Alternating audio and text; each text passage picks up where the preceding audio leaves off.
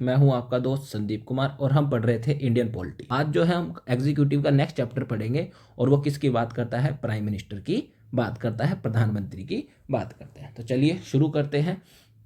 तो prime minister यानी कि हमारे देश के प्रधानमंत्री के बारे में हम जानेंगे। तो हमारे देश का जो प्रधानमंत्री है इसको क्या बोला जाता है, de facto executive. De facto executive का मतलब होता है रियल एग्जीक्यूटिव।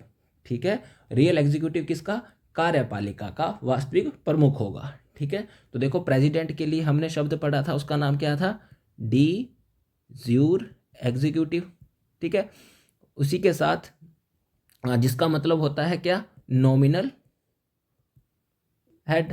नॉमिनल हेड का मतलब क्या था कि ये क्या है, नाम मात्र के मुखिया है। ठीक है, किसके हैं, एग्जीक्यूटिव के नाम मात्र के मुखिया। लेकिन अब हम क्या पढ़ रहे हैं, प्राइम मिनिस्टर। और जब प्राइम मिनिस्टर की बातें करेंगे तो वो क्या है, डी फैक्टो एग्जीक्यूटिव, मतलब कि कार्यपालिका के ये क्या है, वास्तविक प्रमुख है। तो असल में एग्जीक्यूटिव जो मैक्सिमम पावर है, ये पावर को परफॉर्म करने की जो बात आती है तो वो किसके पास आपको देखने को मिलेगी, प्राइम मिनिस्टर के पास देखने को मिलेगी।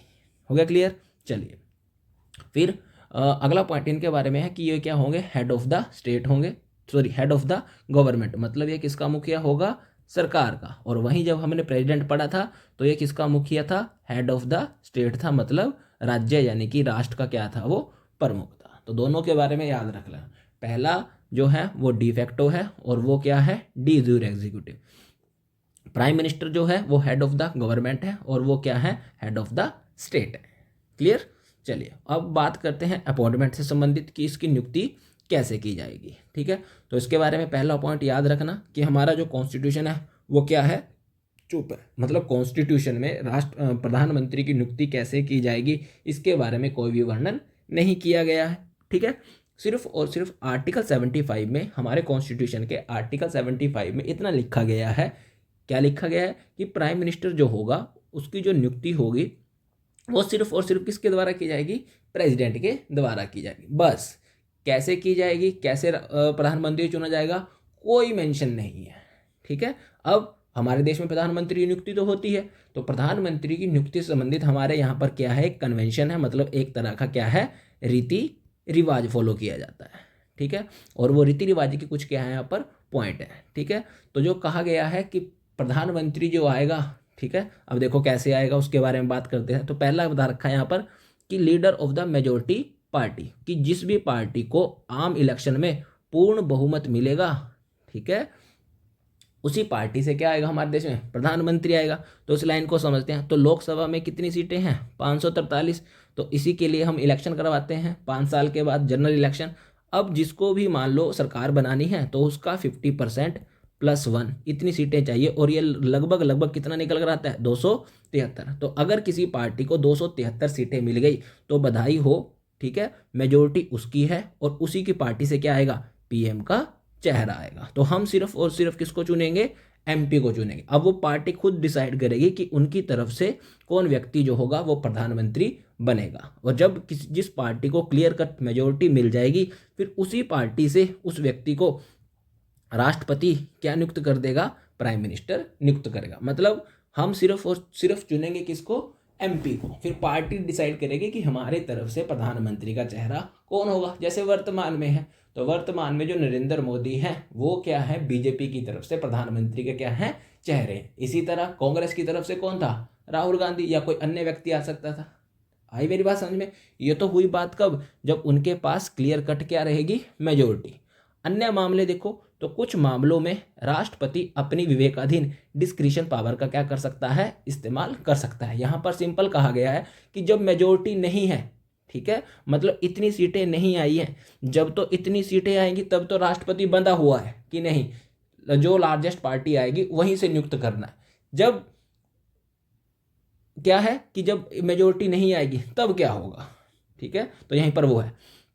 तो when no party has clear cut majority, ठीक है, जब किसी पार्टी को इलेक्शन में क्या नहीं मिलेगा, पूर्ण बहुमत नहीं मिलेगा, ठीक है, तो राष्ट्रपति किसे नियुक्त कर, मतलब राष्ट्रपति किसे प्रधानमंत्री नियुक्त करेगा, तो यहाँ है, तो leader of the largest party. अब ध्यान रखना, तो जैसे देखो वर्तमान में अब देखना वर्तमान में कि बीजेपी को 2024 के इलेक्शन में कितनी सीटें हासिल हुई, आई थिंक 230 या 240 के आसपास सीटें हासिल हुई, जो बहुमत के आंकड़े से अभी भी क्या है 20-30 सीटें कम है। तब ऐसे में क्या करा प्रेसिडेंट ने, ठीक है, प्रेसिडेंट ने नरेंद्र मोदी को अप्रोच किया, मतलब Narendra Modi in the sense कि बीजेपी को अप्रोच करा, ठीक है, कि मैं भाई आप लोगों को क्या नियुक्त कर रहा हूं, प्राइम मिनिस्टर नियुक्त कर रहा हूं, ठीक है, लेकिन आपको 1 महीने के अंदर अंदर क्या हासिल करना पड़ेगा, विश्वास मत हासिल करना पड़ेगा, मतलब कॉन्फिडेंस मोशन हासिल करना पड़ेगा, ठीक है। भाई आपको जो है वो संसद में क्या साबित करनी पड़ेगी, अपनी मेजोरिटी साबित करनी पड़ेगी। यहाँ मेजोरिटी साबित, सिंपल मेजोरिटी साबित करने का यहाँ सिंपल सा अर्थ है कि बीजेपी को अब अन्य पार्टियों के साथ क्या करना पड़ेगा, गठबंधन करना पड़ेगा, और गठबंधन के लिए उसको कुछ ना कुछ सीटें चाहिए ही होंगी। बस ये पॉइंट यहाँ पर याद रखना, ठीक है। जब क्लियर कट मेजोरिटी है तो उसी जिस पार्टी को क्लियर कट मेजोरिटी मिल गई है वहां से एक चेहरा आएगा, राष्ट्रपति उस व्यक्ति को पीएम नियुक्त कर देगा। लेकिन जब क्लियर कट मेजोरिटी नहीं होगी तो जो सबसे बड़ी पार्टी होगी, जिसको सर्वाधिक सीटें मिली होंगी, जैसे इस केस में तो बीजेपी को मिली थी, तो राष्ट्रपति क्या करेगा, उस जो लार्जेस्ट पार्टी है उसको अप्रोच करेगा, ठीक है, उसका जो पीएम का कैंडिडेट होगा उसको वो पीएम नियुक्त कर देगा, साथ में 1 महीने का उसको टाइम देगा कि आप जो है संसद में क्या हासिल कर लो, कॉन्फिडेंस मोशन हासिल कर लो, ठीक है, मतलब विश्वास मत हासिल करके दिखाओ मेरे को, ठीक है। और विश्वास मत हासिल करने का मतलब क्या है कि उसको क्या करना पड़ेगा, अन्य पार्टियों के साथ गठबंधन करना पड़ेगा। हो गया क्लियर इतना? चलिए, फिर ये 2 पॉइंट है, ठीक है, ये छोड़ देना, आप लोगों के एग्जाम के लिए फिलहाल नहीं है, ठीक है, बस इतने ये 2 केस याद रख लेना। चलिए, उसके बाद है टर्म, कार्यकाल, ठीक है। तो अमूमन देखो एमपी का जो कार्यकाल होता है वो कितने वर्ष का होता है, 5 वर्ष का। इसी तरह, ठीक है, तो प्राइम मिनिस्टर का भी अमूमन जो कार्यकाल माना जाता है वो कितना है, 5 साल है, लेकिन ये फिक्स नहीं है, ठीक है। अब यहीं पर बस कैच पॉइंट है, क्यों नहीं है फिक्स है, इसका सिंपल सा कारण रखा है कि hold office during the pleasure of the president, कि जब तक उसके पास क्या होगा, मेजोरिटी होगी, बहुमत होगा, तब तक वो अपने पद पर बना रह सकता है, ठीक है। ध्यान रख लेना कि कार्यकाल उसका फिक्स नहीं है। अमूमन जनरली हम क्या बोल देते हैं कि प्रधानमंत्री का कार्यकाल कितने वर्ष का होता है, 5 वर्ष का। लेकिन अब मान लो गठबंधन की सरकार है, गठबंधन की सरकार जो है कभी भी अपना जो समर्थन है वो वापस ले सकती है। जब वापस ले सकती है तो फिर जब उसके पास बहुमत ही नहीं रहेगा तो फिर सरकार भी नहीं रहेगी, सरकार भी नहीं रहेगी तो वो प्रधानमंत्री भी नहीं रहेगा। बस यहाँ पर इतना ध्यान रख लेना कि अमूमन मान के चलते हैं हम कि 5 वर्ष का है, लेकिन जब गठबंधन की सरकारें आ जाती हैं तो यहाँ पर सिंपल कहा गया है कि वो राष्ट्रपति के प्रसाद पर्यंत, इसका क्या मतलब हो गया, होल्ड ऑफिस, कब तक ऑफिस को होल्ड करके रखेगा, during the pleasure of the president, कि राष्ट्रपति की जब तक इच्छा है। अब राष्ट्रपति की इच्छा होने का क्या मतलब है कि जब तक उसके पास क्या होगा, बहुमत होगा, मेजोरिटी होगा, तब तक वो अपने पद पर बना रहेगा। जैसे ही वो उसके हाथ से बहुमत गया, अपने पद से भी उसको हाथ धोना पड़ेगा। हो गया क्लियर? चलिए, उसके बाद पीएम को शपथ कौन दिलाता है, तो वो कौन दिलाते हैं, प्रेसिडेंट ही दिलाते हैं। तो आप लोगों ने अगर 2024 का शपथ ग्रहण समारोह देखा होगा तो जरूर याद होगा ये वाला। नेक्स्ट पॉइंट है सैलरी और भत्ते, ठीक है, ये किसके द्वारा डिसाइड किए जाते हैं, पार्लियामेंट के द्वारा ही डिसाइड किया जाता है, ठीक है। तो इतना ये सारे का सारा फैक्चुअल चीजें हैं, ठीक है। अब बात करते हैं हम power and function of prime minister, ठीक है, कि क्या क्या इसके पावर है और क्या क्या इसकी फंक्शन है, ठीक है। तो in relation with council of minister, तो मंत्री परिषद के संदर्भ में, ठीक है, प्रधानमंत्री की क्या क्या पावर है और क्या क्या फंक्शन है, ठीक है। तो पहला है कि काउंसिल ऑफ मिनिस्टर का ये क्या होता है, हेड होता है। तो ये जो मंत्रिपरिषद हम चुनेंगे, जानेंगे अभी आगे जाके कि मंत्रिपरिषद क्या होती है। तो जो मंत्रिपरिषद होगी, ठीक है, उसका ये क्या होता है, हेड होता है, ठीक है। मंत्रिपरिषद में मंत्रियों की नियुक्ति राष्ट्रपति द्वारा प्रधानमंत्री की सलाह पर की जाती है। अब जितने भी ये काउंसिल ऑफ मिनिस्टर में मंत्री आएंगे, ठीक है, जो सरकार के लिए पॉलिसियां या नीतियां बनाने का काम करते हैं, जितने भी मंत्री आए, और लगभग ये 80 से लेकर 85 तक के बीच में रहता है, ठीक है। तो अब ये जितने भी मंत्री आएंगे, 80 से 85 मंत्री आएंगे काउंसिल ऑफ मिनिस्टर में, इसकी जो नियुक्ति है वो कौन करता है, प्रेसिडेंट करता है। लेकिन किसके कहने पर करता है, पीएम के कहने पर करता है, ठीक है। तो मतलब एग्जाम्पल देके समझाऊं कि नरेंद्र मोदी जी हैं, इन्हें अगर अपने कैबिनेट में निर्मला ताई चाहिए, ठीक है, निर्मला सीतारमण जो हमारे वित्त मंत्री हैं, ठीक है, ये चाहिए, तो इसकी नियुक्ति तो किसके द्वारा की जाएगी? प्रेसिडेंट के द्वारा। लेकिन कौन बोलेगा कि मेरे को यही चाहिए? तो किसकी सलाह पर करता है वो? प्रेसिडेंट, पीएम की रिकमेंडेशन पर प्रेसिडेंट ही करता है। हो गया क्लियर? इसके अलावा मंत्रियों को विभागों का वितरण कि किसे कौन सा डिपार्टमेंट देना है, ये भी कौन निर्धारित करता है? पीएम ही निर्धारित करता है, ठीक है। इसके अलावा अगर मंत्रियों को हटाना हो, देखो मंत्रियों को अगर नियुक्ति की बात आ रही है तो किसकी सलाह पर? पीएम की सलाह पर। अब मंत्रियों को हटाना भी है, तो मंत्रियों को अगर रिमूव करना है, त्यागपत्र मांगना है, ठीक है, तो वो भी कौन करेगा? प्राइम मिनिस्टर ही करेगा, ठीक है। और अगर मान लीजिए क्या है कि वो इस्तीफा नहीं दे रहा, ठीक है, तो क्या कह सकता है वो? राष्ट्रपति को उसे हटाने के लिए सलाह भी दे सकता है। हुआ क्लियर ये वाला पॉइंट? तो काउंसिल ऑफ मिनिस्टर का हेड कौन होगा? Prime minister. Council of minister में मंत्रियों की नियुक्ति कौन करेगा? प्रेसिडेंट। लेकिन किसकी सलाह पर? पीएम की सलाह पर। मंत्रियों को कौन सा डिपार्टमेंट देना है, ये कौन डिसाइड करेगा? पीएम ही करेगा। मंत्रियों को अगर हटाना हो तो कौन हटा सकता है? पीएम ही हटा सकता है। अगर नहीं हटा रहे हैं तो फिर किसको कह सकता है वो? प्रेसिडेंट को कह सकता है कि इसे क्या कर दीजिए? हटा दीजिए, ठीक है। इसके अलावा अगर प्रधानमंत्री क्या हो जाती है? मृत्यु हो जाती है और वो अपना त्यागपत्र दे देता है, तो जो काउंसिल ऑफ मिनिस्टर है, मंत्री परिषद, ये ऑटोमेटिक क्या हो जाएगी? खत्म हो जाएगी, ऑटोमेटिक क्या हो जाएगी?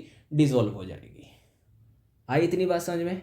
चलिए नेक्स्ट देखिए अब इन रिलेशन विद प्रेसिडेंट, ठीक है। अब प्रेसिडेंट के संदर्भ में इसके पास क्या क्या पावर है? तो काउंसिल ऑफ मिनिस्टर और प्रेसिडेंट के बीच में पुल का काम करता है, ठीक है। तो काउंसिल ऑफ मिनिस्टर, मेरी मंत्रिपरिषद इस तरफ आ गई और मेरा प्रेसिडेंट इस तरफ आ गया, तो इन दोनों को कनेक्ट करता है कौन? कर रहा है कौन? कनेक्ट करता है वो प्रधानमंत्री कनेक्ट करता है, ठीक है। मतलब जो भी काम काउंसिल ऑफ मिनिस्टर करेगी, ठीक है, वो सारे के सारे काम किसको बताने पड़ेंगे? प्रेसिडेंट को। कौन बताएगा वो? तो वो पीएम ही बताएगा। तो इसीलिए वो इन दोनों के बीच में किसका काम करता है? ब्रिज का काम करता है, पुल का काम करता है। तो यहाँ पर उसी पॉइंट को लिखा है कि काउंसिल ऑफ द्वारा लिए गए निर्णय को राष्ट्रपति को क्या करता है? सूचित करता है, ठीक है। ये तो हो गया कि इधर से काम हुआ। अगर राष्ट्रपति चाहे तो कुछ भी इंफॉर्मेशन चाहिए तो वो किससे मांग सकता है? प्रेसिडेंट से, सॉरी पीएम से मांग सकता है। तो यहाँ पर वही लिखा हुआ है कि what ever information president ask for, कि जो कुछ भी प्रेसिडेंट अगर चाहे, ठीक है, कि काउंसिल ऑफ मिनिस्टर से पूछनी है तो कौन जवाब देगा? वो हमेशा प्राइम मिनिस्टर ही जवाब देगा, ठीक है। तो किसके रिस्पेक्ट में थी ये? प्रेसिडेंट के रिस्पेक्ट में थी। अब आता है इन रिलेशन विद पार्लियामेंट, तो संसद के संदर्भ में इसके पास पावर एंड फंक्शन, तो वो क्या कहा गया है? तो एडवाइज कर सकता है प्रेसिडेंट को सम्मन करना और प्रोरोग करना। देखो तो अब जैसे बजट सत्र हमारा शुरू हुआ, ठीक है, तो बजट सेशन बुलाना था, ठीक है, तो कौन बोलेगा कि हाँ भाई बजट सेशन बुलाओ? क्योंकि समन करना, सत्र को बुलाना और सत्र को खत्म करना, ये करता कौन है? प्रेसिडेंट। लेकिन किसके कहने पर करेगा? तो किसके कहने पर करेगा वो? प्रेसिडेंट, पीएम के कहने पर करेगा, ठीक है। तो संसद की बैठक को शुरू करवाना हो या संसद के सत्र को खत्म करवाना हो, करता हमारे यहाँ पर कौन है? प्रेसिडेंट। लेकिन किसकी सलाह पर करेगा वो? पीएम की सलाह पर ही करेगा। आई बात समझ में? तो एडवाइज करता है प्रेसिडेंट को, क्या एडवाइस देता है? कि संसद के सत्र को बुलाओ और संसद के सत्र को क्या करो है? खत्म करो, ठीक है। तो ये वाली बात। इसके अलावा लोकसभा को भंग करना हो, ठीक है, कि अगर लोकसभा जो है वो सही ढंग से काम नहीं कर रही है, मान लो गठबंधन की अब सरकार बन गई, एक ने बहुमत वापस ले लिया अपना, तो अब काम बीच में ही अटक जाएंगे, तो ऐसे में लोकसभा को उसके कार्यकाल से पूर्व क्या कर दिया जा सकता है? डिसॉल्व कर सकते हैं, ठीक है। कौन करेगा वहाँ पर? प्रेसिडेंट ही करेगा, ठीक है। लेकिन किसकी रिकमेंडेशन पर करेगा? ठीक है, पीएम की रिकमेंडेशन पर करेगा, ठीक है। आई इतनी बात समझ में? तो पार्लियामेंट के संदर्भ में, ठीक है, संसद के सत्र को बुलाना और सत्र को खत्म करना, ठीक है, किसकी एडवाइस पर? प्राइम मिनिस्टर की एडवाइस पर, ठीक है। लोकसभा को भंग करना मतलब उसके कार्यकाल से पहले इसको क्या कर देना? समाप्त करना। करेगा कौन? प्रेसिडेंट करेगा। लेकिन किसकी रिकमेंडेशन पर? किसकी सिफारिश पर? प्रेसिडेंट की, सॉरी पीएम की सिफारिश पर। हो गया इतना क्लियर? चलिए, कोई भी अगर कंफ्यूजन हो तो पूछ लेना, कमेंट बॉक्स में लिख देना इनसे रिगार्डिंग, पावरों से संबंधित। अब देखिए दो चार आर्टिकल हैं, आर्टिकल 74 से लेकर 78 तक है, तो कुछ वो आर्टिकल हैं जो ऊपर वाली बातें हैं, बस आप उनसे रिगार्डिंग आर्टिकल है हमारे पास।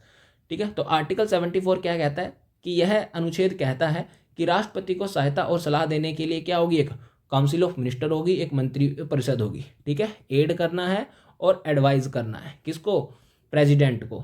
एडवाइज करने के लिए क्या होगी, एक मंत्री परिषद होगी जिसका मुखिया कौन होता है, प्राइम मिनिस्टर। जिसका मुखिया जो होगा वो कौन होगा, प्राइम मिनिस्टर होगा, मतलब प्रधानमंत्री होगा। राष्ट्रपति अपने कार्यों का निर्वाह करने में ऐसी सलाह के अनुसार ही क्या करता है, कार्य करता है। मतलब जो सलाह दी जाएगी किसके द्वारा, काउंसिल ऑफ मिनिस्टर के द्वारा, इसे मानना ही मानना है, बाध्यकारी है किसके लिए, प्रेसिडेंट के लिए। वो अपनी मर्जी से, ध्यान रखना, कोई भी डिसीजन नहीं ले सकता, वो वही काम करेगा जो किसके द्वारा बोला जाएगा, काउंसिल ऑफ मिनिस्टर के द्वारा बोला जाएगा। ठीक है, अब आते हैं आर्टिकल 75। तो आर्टिकल 75 में क्या कहा गया है, तो दो तीन बातें हैं। पहली है कि प्रधानमंत्री की नियुक्ति किसके द्वारा की जाएगी, राष्ट्रपति के द्वारा की जाएगी। तो पीएम को अपॉइंट कौन करेगा, प्रेसिडेंट करेगा। और अन्य मंत्रियों की नियुक्ति मतलब काउंसिल ऑफ मिनिस्टर में जो मंत्री आएंगे उनकी नियुक्ति कौन करता है, प्रेसिडेंट करता है, लेकिन किसकी सलाह पर करेगा, पीएम की सलाह पर, पीएम की रिकमेंडेशन पर की जाएगी। क्लियर यहाँ तक। फिर उसके बाद क्या कहा गया है, आर्टिकल 75 का क्लॉज 2 क्या कहता है कि मंत्री जो है राष्ट्रपति के प्रसाद पर्यंत अपना पद धारण कर सकते हैं। मतलब वो अपने पद पर कब तक बने रहेंगे, जब तक किसकी इच्छा हो, राष्ट्रपति की इच्छा हो, मतलब प्लेजर ऑफ द प्रेसिडेंट। अब इसका क्या मतलब हुआ कि जब तक उन्हें क्या क्या हासिल होगा, विश्वास मत हासिल होगा। मतलब जब तक उनके पास क्या रहेगी, मेजोरिटी रहेगी, तब तक वो अपने पद पर बने रहेंगे। जैसे मेजोरिटी खत्म, उन्हें भी ऑटोमेटिक अपने पद से क्या देना पड़ेगा, रिजाइन देना पड़ेगा।